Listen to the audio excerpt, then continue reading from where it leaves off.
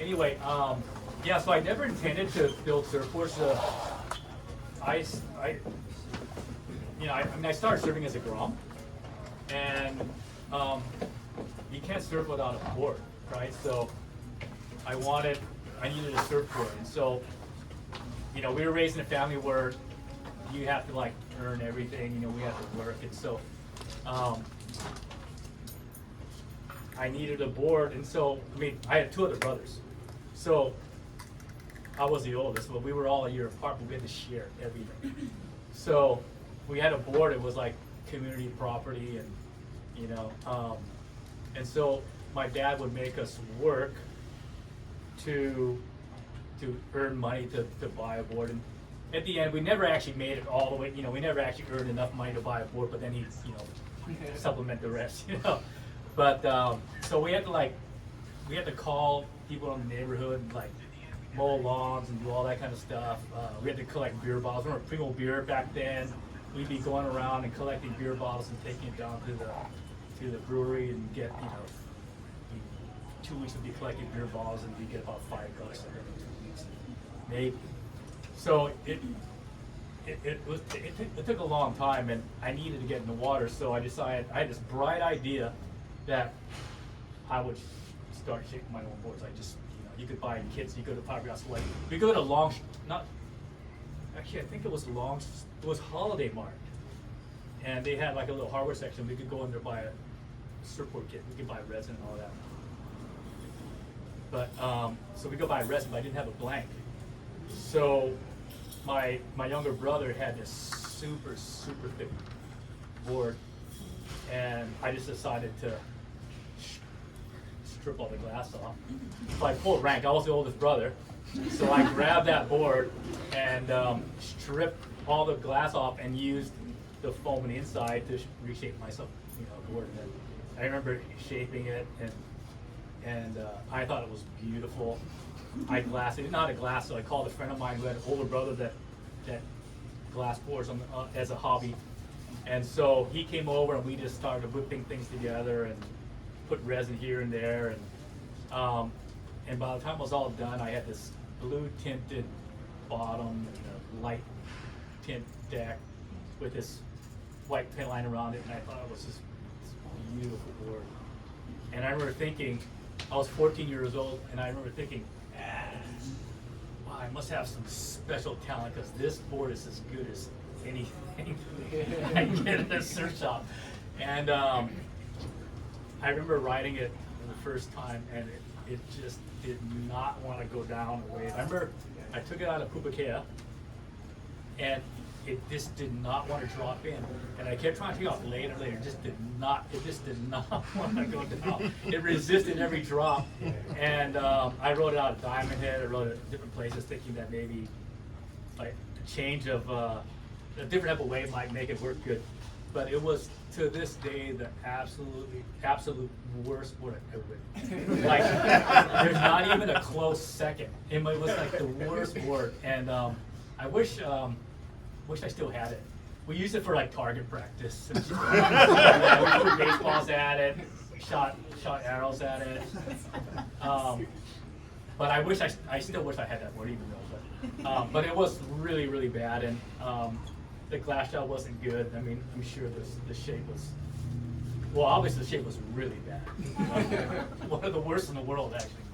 But anyway, so but I kept at it, and that same friend that helped me do that first one asked me to build him the next one, and I have no idea why. And we were just young and dumb at the time, so I built him one, and that came out a little bit better. and then there's another friend that asked me to build one, and then it was a friend of a friend, and then one day I just realized, I go, well, I'm building a board for someone I don't even know. I'm actually charging money, like 80 bucks for a brand new board back then. And I was probably making like $1.50 an hour.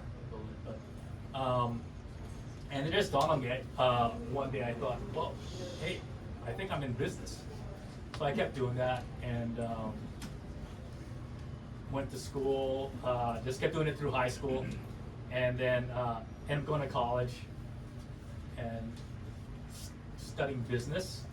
And remember, I did a trip to Japan, shaping surfboards, hand shaping back then, and made more money than I ever made. I had shaped 100 boards. I had no idea what I was doing. Actually, Mike Ho set it up.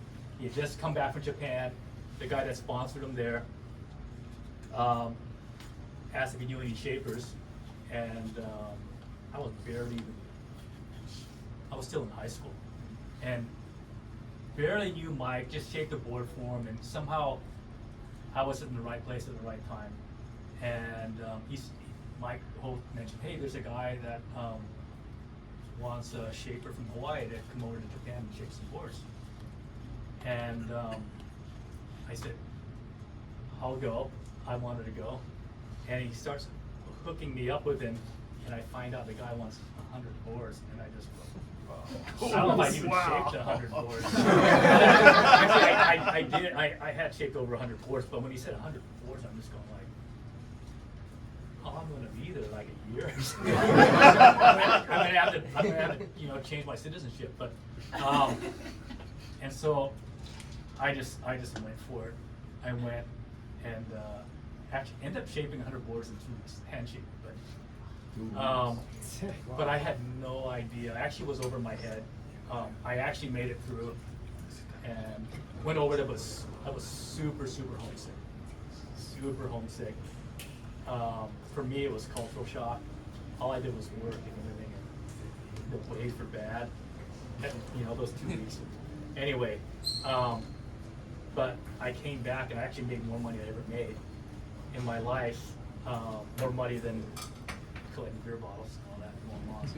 And then I decided I was going to drop out of college, which was probably one of the dumbest decisions I made. Maybe not. But anyway, I remember going home. I told my parents, I said, I'm going to do this full time, and that's what I did. And, yeah. So. I told all my kids to stay in school. Get to school. But no, I love what I do. So yeah, in the end, I don't have any regrets. I love what I do, and what I tell people, the value of being in this business and in this life and being engaged in this sport is the treasure is in the relationships. So, and that's true. And I really mean that. So I love what I do. I love the craft. I really love the sport of surfing. And but it's the relationships. And you're Swiss German. You're from Switzerland. We have common friends. It's crazy how small this world is. And I just got back from Europe, and it's uncanny how you come across people that you meet that know people in Hawaii or somewhere, and just it's this connection. But it's a small world, and the surfing was growing, which is really cool. But we all speak this common language. We have this common passion, and what I love about surfing more than just riding waves is how surfing has this really cool way of transcending social economic barriers, language barriers, cultural barriers, religious barriers. I have this friend, he's from the North Shore, ended up moving to Beirut as a missionary, of all things. So Beirut, Lebanon. And he's not there anymore. He moved out of there like about a year ago. He's in Morocco. But I shaped him this slingshot fish, and he brought it over to Lebanon because he knew there was surf there. And so he'd go out and surf, and because he had a surfboard, he could just talk to anybody. And he'd go out and surf this one local break there outside of Beirut. And he says there's But if you got know Beirut, it's split between like the Christians and the Muslims, right? And you got the radical Hezbollah there. But he says out in the water, there's like Christians surfing, there's Muslims, and there's guys, members of Hezbollah, and they're all surfing together. He said one day he was out there surfing, and this Christian guy was paddling, taking off on this one wave, and a guy from Hezbollah, this guy he knew was a member of Hezbollah, he was paddling out, and the guy from Hezbollah was hooting for the guy taking off, Christian guys, and hooting it, and just, calling him on the wave. And so like these kind of things is like, I think like surfing is, there's one thing that maybe isn't spoken about enough is this family, this culture that we have within surfing. Surfing itself is a beautiful sport, and it's a beautiful way to engage in God's creation. But the culture we have in surfing is, to me, it's amazing. And it's great. But as far as like the boards, for me, it's a moving target. So I remember a number of years ago, a long time ago, maybe 20 years ago, sitting down at a coffee shop on the North Shore with Al Merrick, Rusty, Bill Barnfield, and myself, and we're just talking. And I remember Al Merrick saying, we were just talking about different things, talking about work and all that, talking shop. And Al says, man, you're only good as your last surfboard, when it comes to the team riders. And everyone, all three of us are just nodding our heads, like, some days you have good days, and some days you get beat up, because shapers tend to really, we hold things really close. It's real personal, so it's, and maybe not in a real healthy way. Sometimes it becomes our identity, and we shouldn't take it that far, because, right? So anyway, there's a lot of ups and downs. So it's a moving target. So we're always striving for the next best thing. I have very often I'll have customers, surfers coming in to the factory saying, this board's magic. I want a board. I want it exactly like this. Exactly. It's hard to make it exactly like that. But a couple of customers, well, you know what I've said to a couple of customers, you want it just as good as this one? They'll say, yes, I'm good. But you don't want it better? And so that's the thing, is like, we want to make it better, right? So maybe that board, this board's like, I don't know how old this board is. This board's probably 15 years old.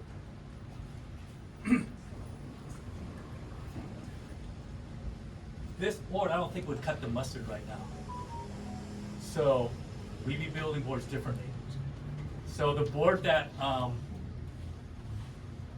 take the board from Mike Ho that he won the Pipe Masters in '82, and just I would not give that board to like any of the pros that may come today. Sure. So hopefully, like boards keep getting better. That's what we're striving for. Better, next year better. Not as the boards that we're building today are better than yesterday, and hopefully not as good as tomorrow. So that's what we're driving towards. Anyway, I got a few boards behind here. This one is I just happened to be in the right place, or just be lucky to get this board. This is one of Andy's personal boards. This is a board he wrote in Haleiwa, one of the Haleiwa events. And Gordon Merchant, he's the founder of Billabong. He had a house on the North Shore, stuffed with he had like about 70 something boards in his boardroom. And he called me. He sold the house just recently, and he was in Australia and asked if I would just come down and clear out the boardroom for him. And this one happened to be in there, and he said I could have this one. So I've been looking for some of Andy's boards. I just wish I would have kept more of them, but this is one of them. It just came to my possession. This one here is came from Andy's last quiver. So it's actually a surfboard he never rode. So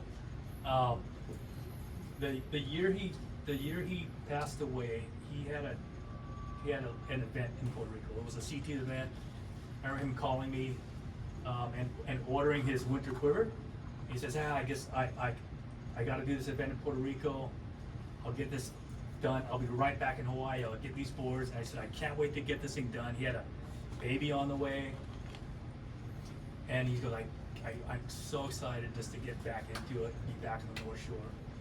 And this was the shortest board he rode. This is not a board he would compete with, but every year he'd order like a Bandit or something like a Slingshot, something small for the lay days, and he'd ride this in the beach park. But every year he'd ordered something like that. The last few years he ordered a Bandit. And that's the original one out of the last 8 that he ordered. So I have most of them. We auctioned one off for the ASB chaplains at the time, and then we gave one to Lindy, his wife, Bruce, and his parents. But we kept 5. This is one of the last 5. What we have here is another Bandit, and this is one of our over the years, last 20 years, was like one of our best sellers. It's just a really easy riding board for surfers of various skill levels. I don't know if you ever rode one, Jason, but I had a really good one, and I've been wanting to bring it back at the right time. And earlier this year, I had a number of customers calling up and say, hey, do you still do the Bandits? It's not on the website and all that. I go, yeah, we do them, on request. And this is a whole string of people. And then one Saturday at the factory, 3 separate people came in succession, unrelated, didn't know each other. I mean, didn't come at the same time, but within about 2 hours, 3 people came in and asking if they could get a Bandit. And so I decided, we're just going to do it. And so I needed to find an original one because this was built on an old system, an old machine. And so I started making calls to different people to see looking at a record to see if I could get back an original one we could measure and map it out and put it into our computer system. And couldn't find anyone that had the right one I was looking for. And then I think my son mentioned, how about Andy's board? I completely forgot about it. And that's it. This is the board, and we were able to map this out and to create a new line of Bandits. So this one was actually in the stab feature, where Dylan Graves went looking in some old attics and factories looking for old boards he could ride. And he came into our factory. He was going to ride some old 80s board and a single fin. And we went upstairs in the attic because we talked about Andy's quiver, his last quiver. We went up in our little storage attic and went through some of his boards. We pulled them out, and then I pulled this thing out. I said, "Hey, you wanna ride this?" And he didn't want to at first. I just said, "Hey, ride it, wax it up. I don't mind you trying this one." So he took it out, and there were a bunch of guys on the beach there. Mason rode it, and I think Coco rode it, Billy Kemper, a number of guys, Khalil Young. So it was a cool edit that they put out, but yeah, it worked out. Yeah, it worked out. But yeah, I was gonna mention this guy, Jason. Yeah, so.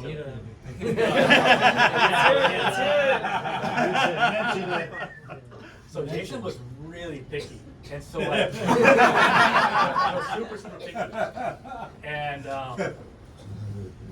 you know, Jason could be bored like me, but I love this surfing. It was like really like powerful, compact, vertical, and kind of like a Nathan Hedge, and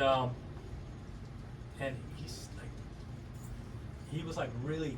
There's some guys that are really difficult that you try to connect with, and he's really discerning. And like, one of my things, like, one of my goals is to like get Jason on a board he really likes. You know, like this board's really good. You know, it's like, so these are the kind of guys actually that really help you improve your craft. So another guy, the only other guy that was maybe more picky than Jason was Michael. So Jason gave that long introduction, you know, about me doing boards for Michael and so, but it just didn't come like that, you know, like I mentioned that board, that first board I did, I thought I had some special talent. Anyway, I found out otherwise, but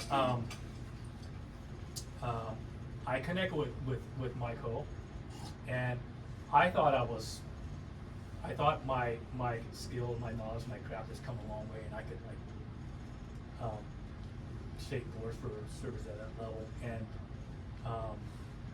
Michael's really patient, but we connected. But Michael took me through boot camp. I mean, I thought I knew a lot, but when I met Mike and started working with him, he showed me that there was a lot more that I needed to learn. But he was patient, he worked with me, and he was super picky.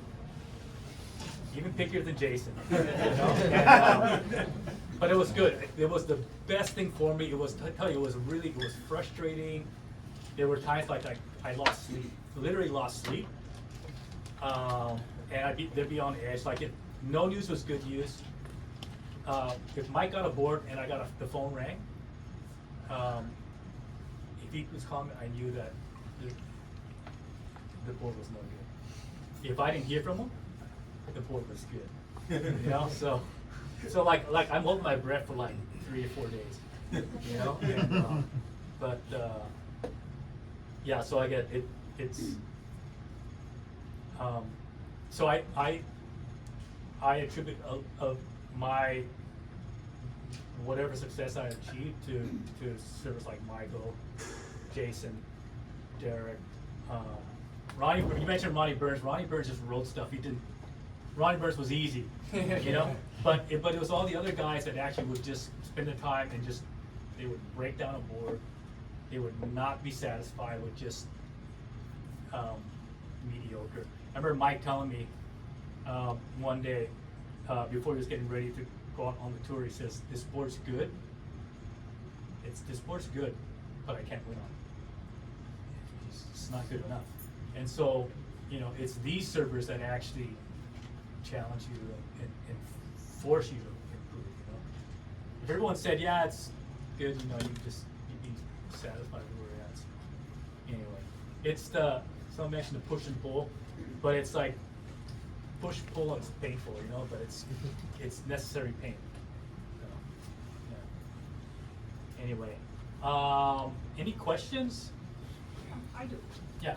So you're talking a lot about progressive and getting better and shaping better boards, and what does a future board look like? Do you have like a system of tracking this worked pretty well, this I gotta change?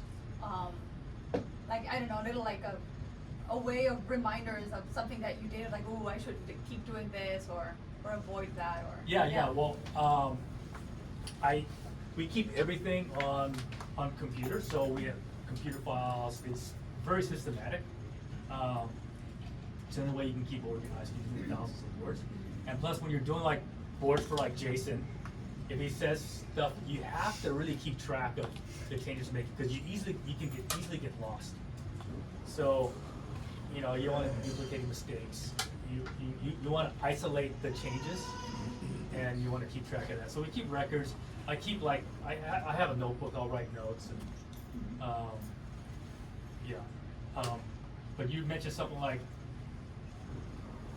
you also mentioned something in the beginning of your question about Well, just knowing this whole what's thought process of making boards better. Like you were Yeah. saying, like today's board is not going to be as good as tomorrow's Yeah, board, okay. and you know, just taking into account those design features that you know just worked, or others that you're like, I got to work on this a little bit better, so tomorrow's board is better.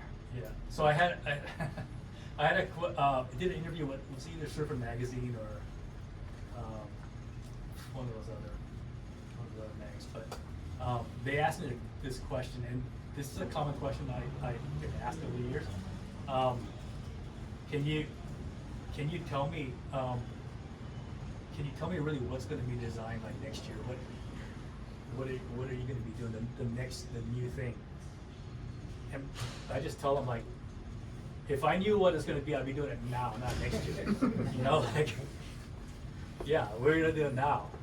So, yeah, it's there's some of there's ideas that you want to do, but it's still step by step. You know, like the proof's in the pudding, right? It has to. The servers have to be getting results. Servers have to have confidence. I think the bottom line is people have they come in from a session feeling good, right? I mean it doesn't matter like if you're a competitive surfer, a pro, or you know, just a casual surfer. Yeah, that's it. I mean, you come in from a session and you feel like that was worth it. You feel good, like you surf well, had fun. Yeah, yeah. I got a couple questions. Yeah.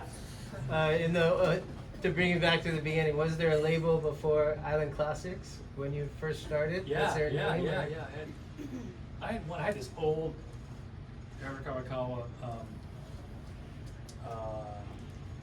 This one logo was old, and then I did one called Maranatha, and I had to like I made this stencil out of fiberglass, cut it out by hand, and actually have to like use this Indian ink pen, this rapidograph pen, and actually write every single letter in there. Yeah. Oh, And yeah. then it was Island Classics. Oh, After that? yeah, and Island Classics. So here's a background to that. So Island Classics, originally Island Classics was gonna be a apparel line, surf apparel. So I had a bunch of friends that were doing. I remember this is when Mike Thompson started Gotcha, and there's a bunch of guys, and everyone was just getting into like making board shorts and going, that's where the money is. And I'd come up with a name. I came up with Island Classics. Had an artist design the logo, not the original, not the one that I ended up with, but long story. I ended up going to California because a friend of mine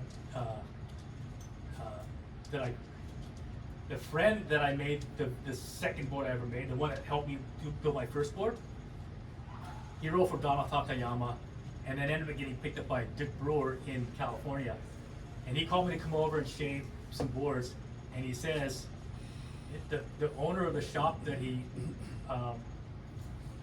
wrote for said, hey, come over and shape some boards, and you know, he had a lot of money, and I told him, yeah, I'm coming over, and I'm trying to build this apparel line. And I go, he says, oh, my boss, he might be interested in like, you know, investing money and all that. I go, that's what I need. I needed some investment capital. And anyway, I'm over there, and I find out he's just one of the biggest cocaine dealers there. He's got nice cars, he had multiple houses, and everything telling me, well, I'm going to sell one of my houses, and yeah, and I'm gonna put, I forget how much money, he's gonna put some money in and really get started. And you know, he sent me back to Hawaii with his lawyer. Basically, it's the lawyer that helps him launder all his money. We came over here, and he's telling this guy goes, man, this cocaine dealer, this business is gonna make you rich. I mean, he's making so much money selling cocaine. We're going over there, and I come back to California with him, and I'm going, oh, this guy, this is blood money. This is blood money, man. I can't take this. And I kept saying, no, he's selling his houses. He's selling one of his houses. It's real estate money. And anyway, I wrestled with that for a couple of months, and finally I just said, I can't do it. I can't do it.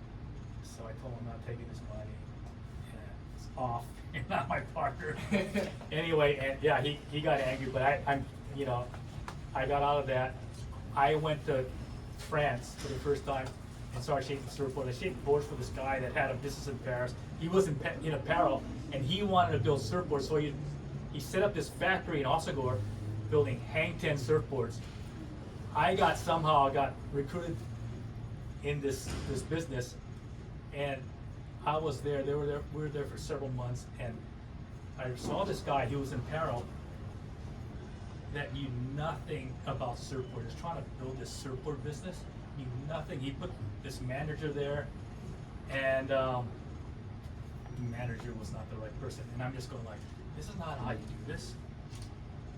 And I'm going, if I were the manager, I could just take this thing and transform this business. And anyway, the business closed, and I'm sitting in Paris in January, middle of winter. It's like freezing cold, and I'm just thinking like, you know what? I don't know apparel. This guy didn't know surfboards. He couldn't do it. I'm going back to Hawaii, and I'm going to go surfboards. So I took Island Classics, and I turned it into a surfboard brand, and then hooked up with Michael. Yeah. And then that's it. And yeah, Mike took me to boot camp. I heard We built the brand. they were the most difficult to host as far as Yeah, boards and yeah, but how was I'm so Andy? And Shaping for Andy. Andy was he was aloof. He was all over the place. So he just wanted boards, and he just ride them. And sometimes If they're good, they're good. yeah, and then sometimes what he used to do a lot is he would take boards out and surf in heats, and riding them for the first time. So he did it at Huntington. He won, when he won the 2 back-to-back events in Huntington. There was a board that he waxed the board out, went out in the heat, and never rode it before. So I used to tell him, don't do that. And he did it at Pipe too. Yeah, anyway, so completely different personalities, different surfers. So, yeah.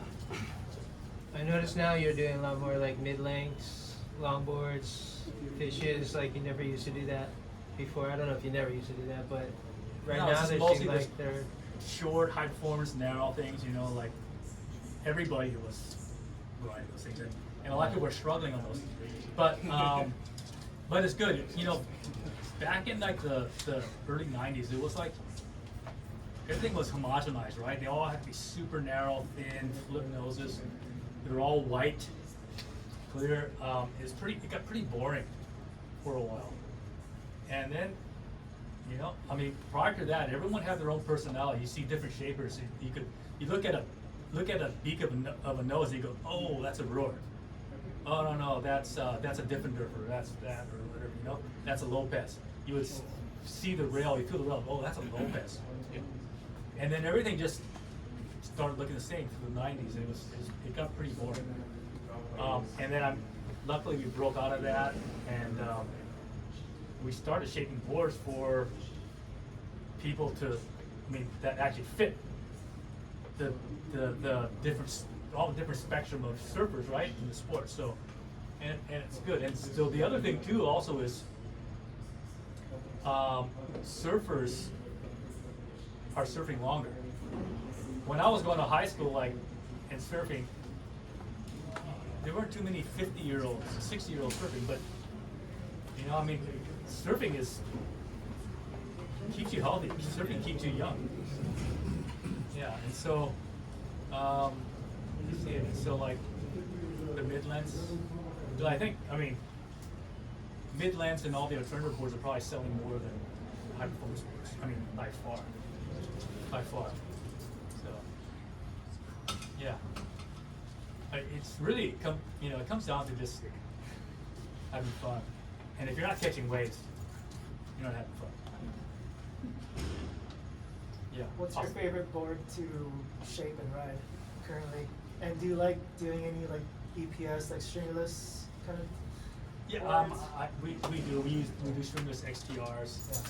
Yeah. I have a favorite board to shape. And ride.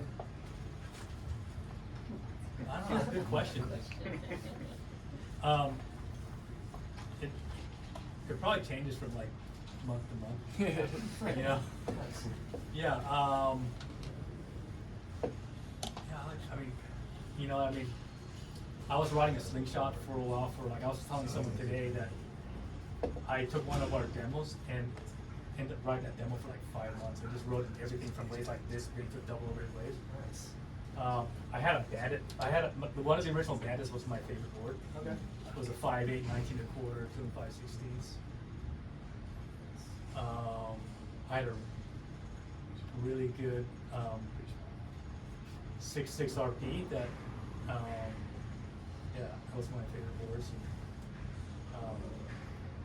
I broke my leg riding that board. I ended up in the ER in Queens. That's so funny. Yeah,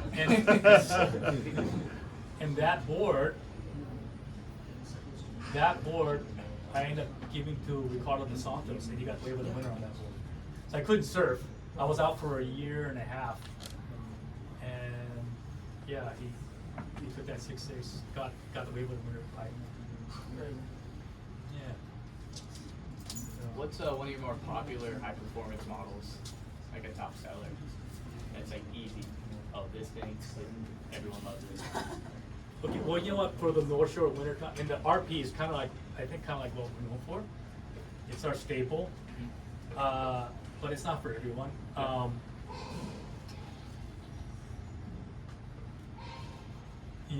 We do a lot of holy mollies. Epic. A lot of those. This mid-lengths. I've been seeing the holy mollies. The slingshots. I think we're gonna do a lot more of these bandits. I just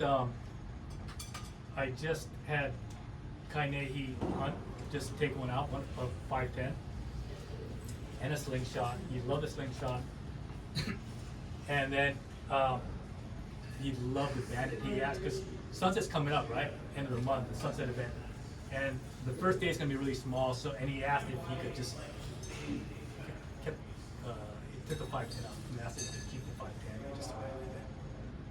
And we had Ayala Stewart try one of the demos, a 5'8", and he came back and he loved it so much he just he wanted the demo.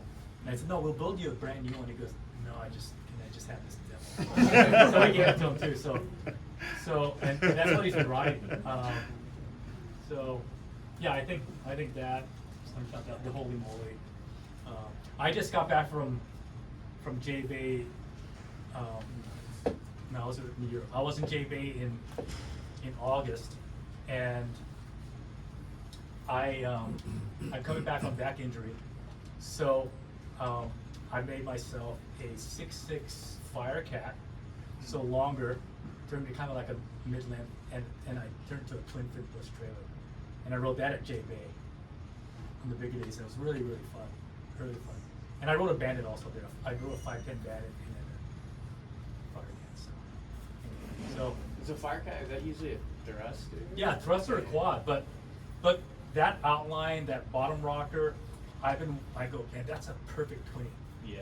And I've been wanting to do that for like about a year and a half, and I just did it. And because there's a lot of guys that have been asking about the twin plus trailers, and we didn't have one in our lineup, I decided, like, you know what, I'm just gonna do that with the Firecats. That's cool.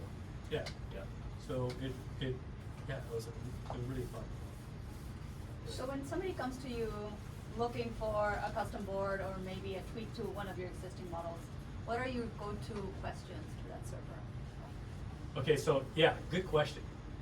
So I start off with 5 basic questions and this is what because custom boards are our specialty. This is really what we love doing, and we encourage people to do it.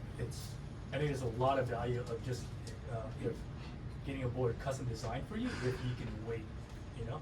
So what I ask every customer that comes in, there's 5 things that I ask, and factors that are considered when deciding what model to go with, what family of boards. So we split up our whole range into 3 categories, so families of boards. One is performance, the second is glide, and the third is versatility. The versatility is kind of a blend of the two. And then once we get to know what these 5 factors are, I'll decide what model is the best to start from as a base, and then from there we tailor the board to the surfer. So we don't. It's not like we grab a surfer and go, okay, well, based on all these things here, use this model, and then we'll fit the surfer into the model. So every board is one-off when we do a custom board. So to answer your question, the first thing is basically it's height and weight, size, the physique of the person.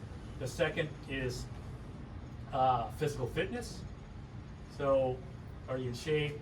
Do you surf every day? Do you surf only once a month? Do you surf occasionally? So frequency of surfing is another factor. The third one is skill level. Skill level. Third is the type of waves you're going to be surfing. What spots you surf? Is this going to be designed specifically for one break, or just multiple ones? And then the 5th one is performance goals. So there's some surfers that say maybe like a 21-year-old. He's comes in, is looking to improve his vertical maneuvers, wants to do airs and all that kind of stuff. That's one surfer. And then I have like a 50-year-old that has a lot of experience, like he used to rip, but he just needs more paddle power now, and he's just competing with all the groms out there, and he wants to catch more waves. So, but he still wants to turn. So I'll take that into consideration. So there's a whole spectrum of surfers, right? And the performance goals is really important. So to consider. It's not a cookie cutter thing. Yes. What would you say to like a South Shore town guy just rides like a 6.0 basic 2 1/4, and then tells you he wants to step up board. He wants to surf more North Shore.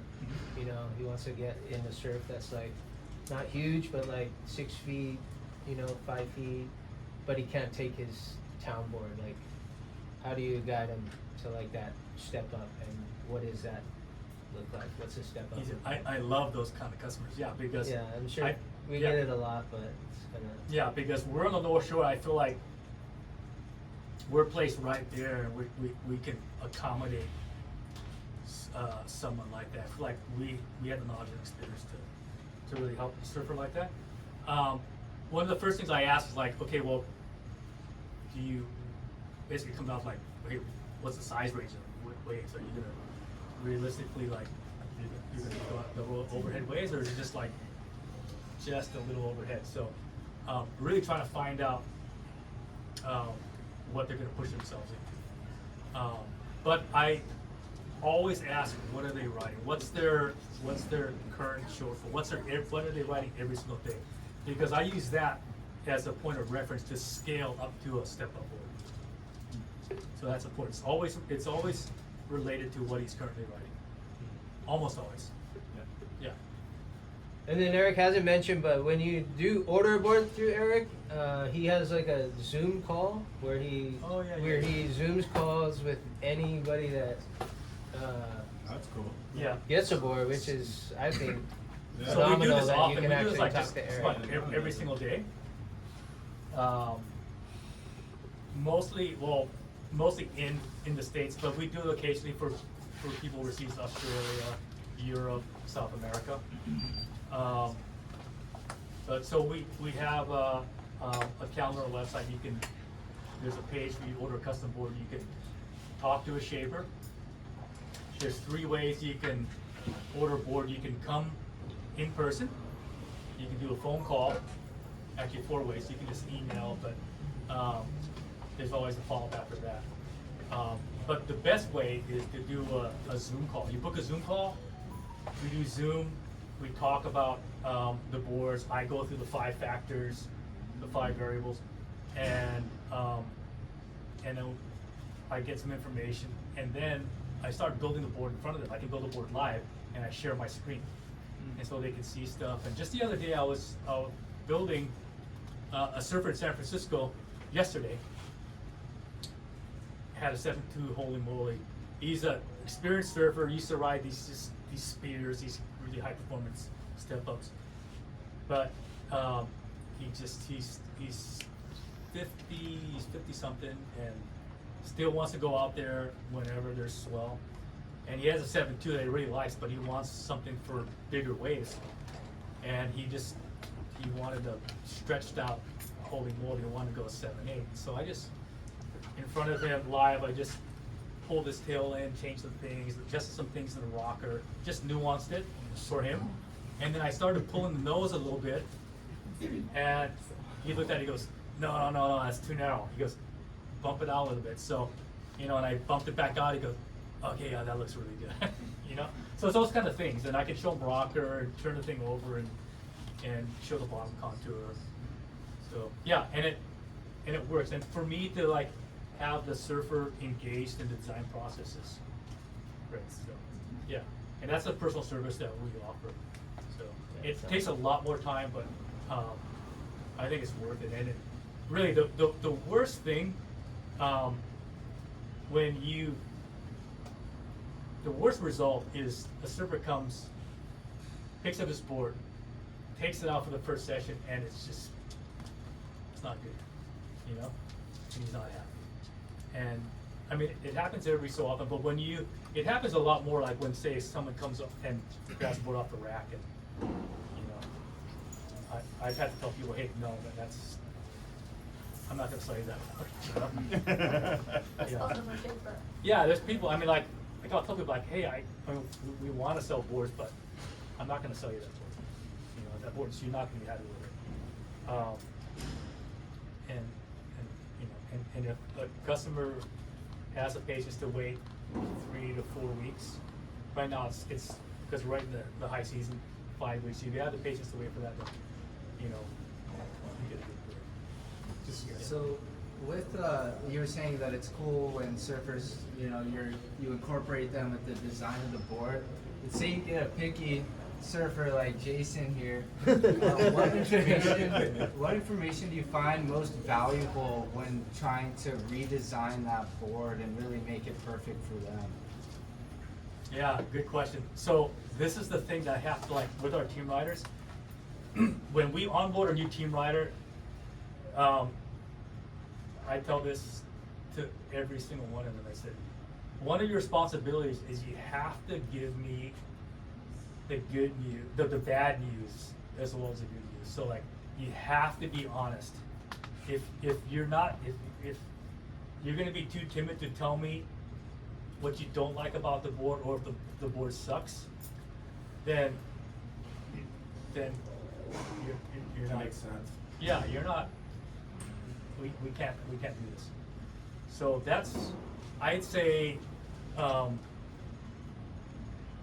that's the most important thing. I don't want to only hear the bad stuff, but like often, like I've had team riders that don't even want to say anything, and they don't say anything, and they just, it's like a waste of time, and I'm wasting their time and wasting effort.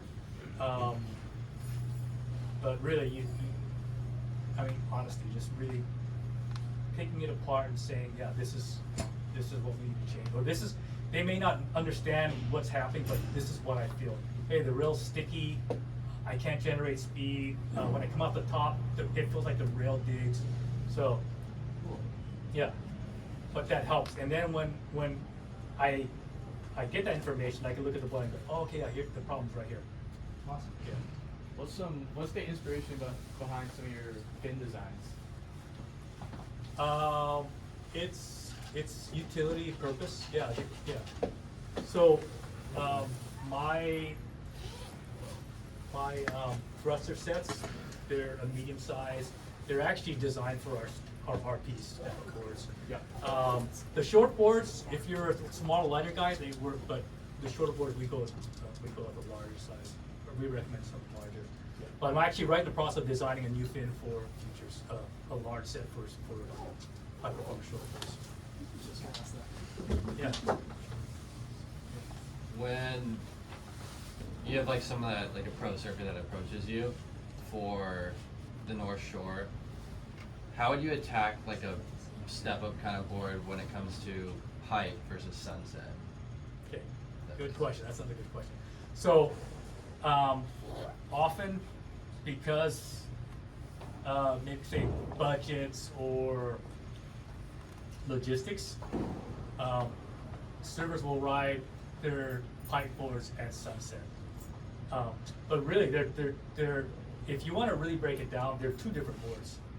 So with our team riders, I'll design boards for pipe, or design boards for sunset. Like with Mike Ho, it was either a pipe board or a sunset board.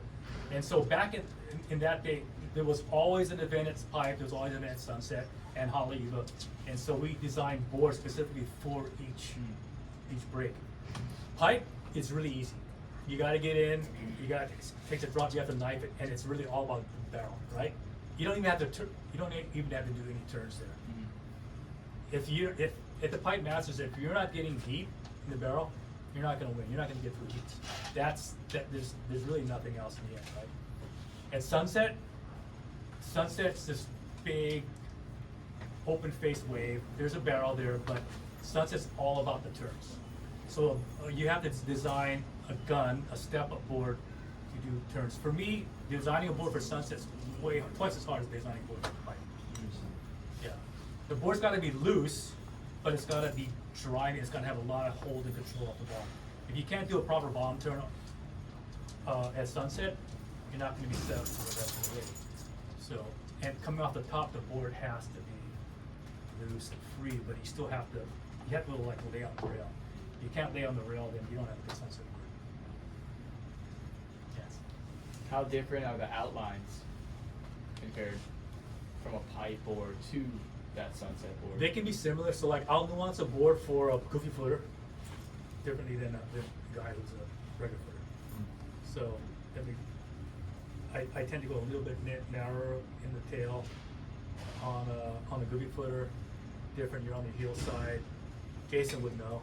Don't like too much width for I can even go a little bit longer and a little narrow for a backsider than someone who's a regular footer. We can go a little shorter, maybe a little wider.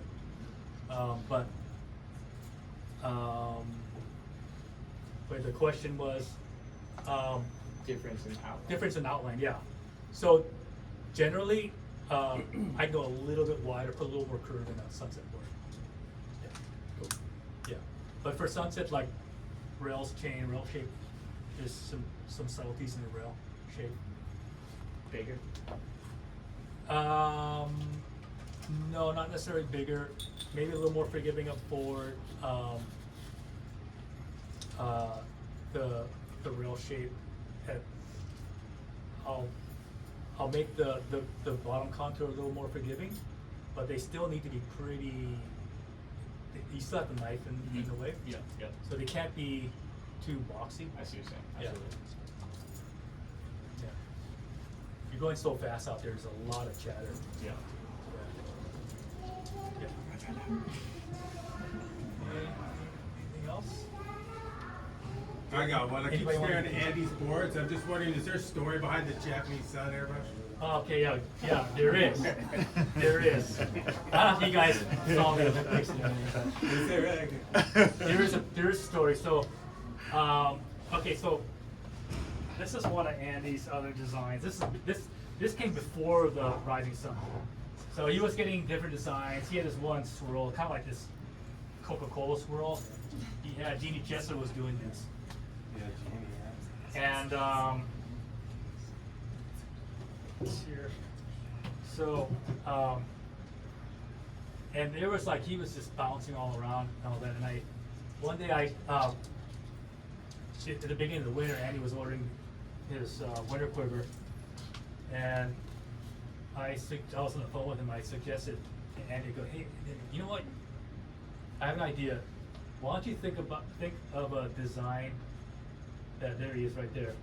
This is before the The board? Rising Sun. But, I know, seriously. let's come up with a design that you put on all your boards, and you just brand that design. So, and I said, this is what, shorts, right? You had the yeah, and I said, this is what's going to happen, and make it really simple so it's super distinctive. Don't make it too complicated, because it's not distinctive, you know. And then I said, the airbrush is going to hate you, right? Because you'll order like you order like 10 at a time, and that's only the first batch. There could be like 3 or 4 batches for the winter. And so I said, make it simple enough for 2 reasons. One, so that the airbrushes won't hate you, and then the second reason is so that it'll be really distinctive. Everyone around the world will recognize it. And so I said, this is what's going to happen. If you can find something really cool and clean, it'll become iconic with you. And so I said, give it some thought. Then he calls me back a couple days later. He goes, I want a red Rising Sun, but I don't want it in the middle of the board. I want it on the rail, so I just want it offset. And that's what he got. So Genie Chesters are the first ones. Nice. I mean, he knew nothing about Japanese imperialism or anything. You know what I'm saying? It was totally unpolitical. Andy saw this, he goes, "Whoa, that's really cool." Yeah, I totally remember. Yeah. And that's it. So I know, and I was in Cape Town during the Olympics, and Stad magazine called me and just wanted to know like some backstory on Andy's design. These guys love to stir up the pot, you know. Yeah, these guys. Anyway, so yeah. So that's it. So yeah, no one complained before. I love it. You had shorts, right? Yeah, Billabong did that, and Billabong asked me to. Billabong does a Bloodlines camp every year, and they do it on the North Shore. They do it in Tahiti, Australia, and they had me for, I don't know, it's 5 years in a row. They had me build like 10 of these with the Rising Sun, just Andy models, 6.3s, 6.6s, and they give them to the accumulators at Bloodlines. Yeah. Nice. So, Besides Hawaii, where do you sell your most boards? Australia or Europe? We sell out Japan. Australia's building.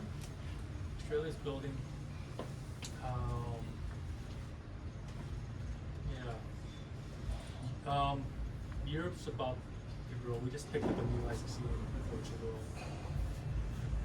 Yeah. Europe's an important market for us too.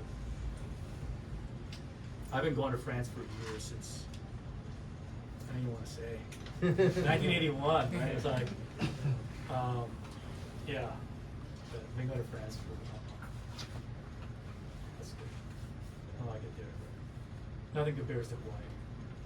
When I leave, I get homesick. I just love coming back here.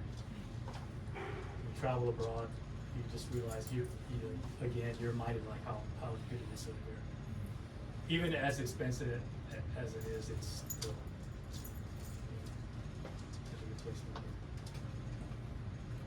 Yeah. I'm just curious, what has been the difference or design process between Andy's first band, or the Bandit, between there and the one on the right? I tried to copy this as close as possible. So this one's, that one's thicker. This one's thinner. But in terms of bottom design, I mean, I tried to nail it. No, that's it. So. Probably can't answer this, but what do you think makes the magic board? Like, do you get a model so it's like exactly the same, but then even yourself, might have one board that's just like, that's the board, you know, like, you ever figured it out, like, why that? No. Especially now that there's models. Okay, they're so almost the I have to same, tell you a know? story. Now, where's now Philip? It's like, so I worked for Solomon for I don't know a number of years. So I was going to, you know, I was actually flying to Switzerland twice a year to go to Solomon. But and so you know they're doing the whole surf project, and before I got involved, they wanted me to get involved with their whole surf project to help develop that you know that part of their business, and I just got Solomon like I don't know they don't know surf. I mean I don't want to build big surfboards or you know other stuff like that. There are boards coming from Europe and doing all the windsurf you know phase. It's alright.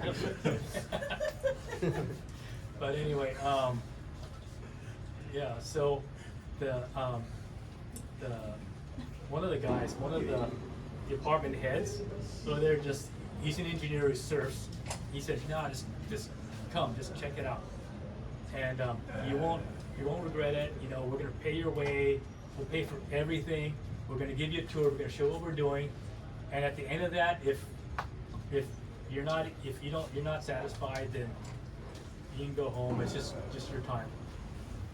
So I just flew up there for like 5 days, and they gave me this tour. That one of their lead chemical engineer took me through their whole testing lab. They have this massive campus, like just huge. I've never seen anything like it. Like 3 football fields, like under roof, just like huge. And it's like at the time it was like the best sports equipment testing facility in the world. And so when this guy gives me this grand tour and how they test all their equipment, like skis. They were like breaking. I saw this technician in a white lab coat with safety glasses on, putting these skis. She had racks and racks of skis, finished skis, and putting this in this machine with this press, and she was breaking skis, just breaking skis. That's what she did all day, breaking skis, and then when the ski would break, all this data would come up on the computer, and so they were just testing things, and then this other technician was breaking snowboards, and they were testing the laces on their shoes, everything, their paint. They had their apparel, and they had this in this washing machine, and they were washing them over again. They showed a counter. All this thing was washed like 100 times, you know. And so he showed me this, gave me the whole tour, and then at the end of the tour, you know, I told him, I go, hey, you know what? This guy doesn't surf, and I said, you know what? I have team riders back in Hawaii and pros that I build boards for, and they say that this board's magic, and they want me to copy this board, and we're using CNC machines, we're using software and all that, and we're getting as close as we possibly can using the same glass schedule.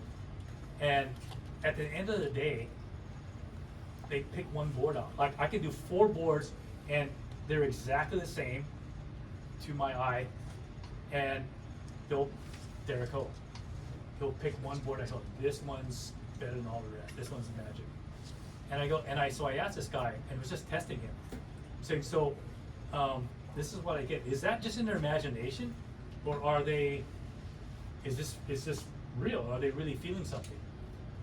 And he says he developed the bubble shaft with, they own TaylorMade Golf, and he worked with Ernie Els in developing the bubble shaft. And he says he took him out to the driving range and had 10 different shafts, and there was only 10% modulus change in each one. And he said went out to the driving range and just hit balls. And after a couple of hours, Ernie Els picked up one shaft and said, "This is the one." And so they're owned by Adidas. They were owned by Adidas, and so they had all these Olympic track and field athletes. And so they had composites in shoes, they had carbon in shoes for spraying off the blocks and different things. And so he says track and field day, they would have all their athletes, they'd have 10 pairs of shoes, track shoes, and again, 10% modules change in each shoe. And at the end of a weekend, one of the track and sprinters would say, this one is the best one.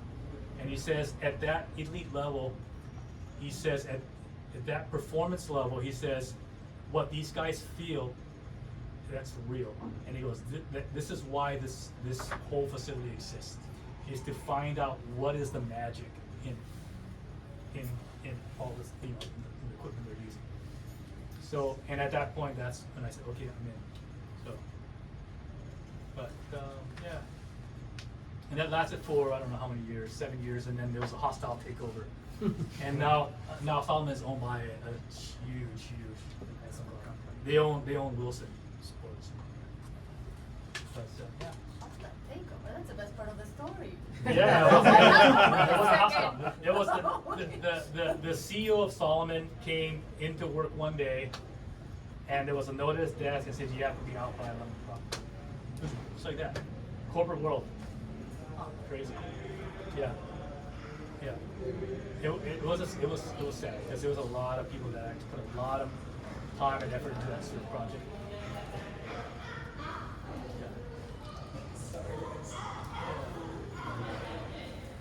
Anybody have any other questions? Yeah. Good. All right. Well, thank you, Eric. Cool. Yeah. Thank you. Yeah. Thanks for having me. Ty's also here. He's Eric. Yeah, Ty's Right? our sales guy. He mans the showroom. And You guys might not know this, but Eric's a real prankster. Yeah. Like, at heart. He told me, like, when I first got on board with him, he told me a story how he put was it salt? He put salt in this guy's briefcase at a trade show. So he filled up the whole thing with salt. So ever since then, I've been trying to get him. I don't know. So I'm like, oh, I'll get Eric sometime. It was Randall with a Kim. prank, and I can never get him. He's sneaky. So. Yeah, if you have any questions for Ty too, he's great for fins, boards, all the things. So, yeah. All right. Very nice. Cool. Yeah. Thank you guys for coming. Thank you.